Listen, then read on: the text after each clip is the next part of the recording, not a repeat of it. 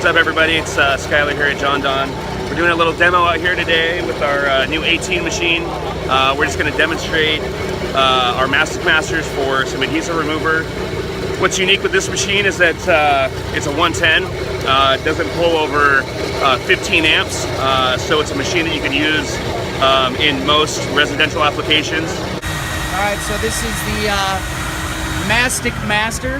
This is put forth by John Don.